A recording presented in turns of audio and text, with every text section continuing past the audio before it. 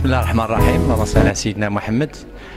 Bien, franchement, ça me fait plaisir d'être là. Ça m'a permis un petit peu de transmettre le peu que je sais.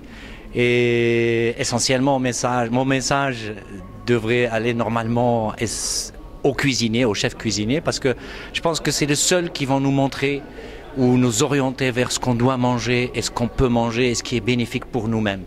Et au lieu de rester un petit peu sur tout ce qui est offert par les agroalimentaires et qui est plus ou moins de la bouffe, qui n'est pas un aliment purement et simplement et qui nous aiderait dans notre santé. Aujourd'hui, nous sommes tous malades. Malheureusement, c'est parce que avec tout ce qu'on mange, comme produits chimiques, comme conservateurs, comme eau de javel, je dirais, parce que déjà à la base, quand vous savez qu'on est constitué de 70% d'eau, et dans ces 70%, il y a un grand pourcentage de chlore, donc cela va vous donner déjà une idée de notre constitution. Donc pour moi, ça m'a fait déjà un grand plaisir de venir transmettre le peu que je connais, comme j'ai dit, et surtout à des jeunes qui sont des jeunes de master et autres.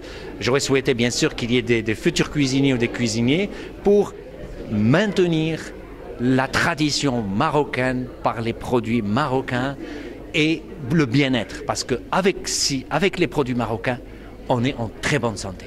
Je vous le promets.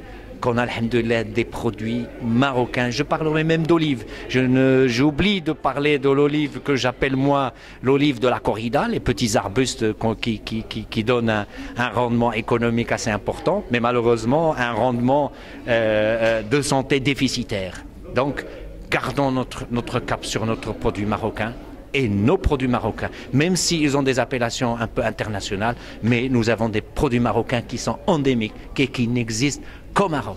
On prend l'exemple d'Arganier, on prend l'exemple d'Aknari, je dis bien Aknari et non pas le cactus, parce que nous sommes les seuls à avoir cette qualité de fruits avec des graines qui produisent une huile extraordinaire. Nous avons de l'euphorbes, du miel qui est bon à tout. Nous avons le nigel, par exemple. Ce n'est pas comme le nigel qu'il y a ailleurs, c'est-à-dire le noir, qui donne une odeur. D'ailleurs, l'odeur du vrai nigel, c'est l'odeur du thym. La vraie odeur du nigel, c'est l'odeur du thym. Si elle n'a pas la même odeur que le thym, ce n'est pas vraiment de la nigel. Et c'est de la nigel essentiellement qui est produite ailleurs, en Afrique du Sud, en Asie. Et c'est une graine qui a été génétiquement modifiée. D'ailleurs, elle est plus grosse, elle a moins d'odeur et moins de couleur. Donc, pour moi, c'est un bon plaisir.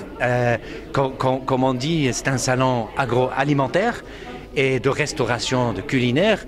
Et pour moi, l'exemple qui a toujours dit que « dis-moi ce que tu manges, je te dirai ce que tu es et qui tu es ».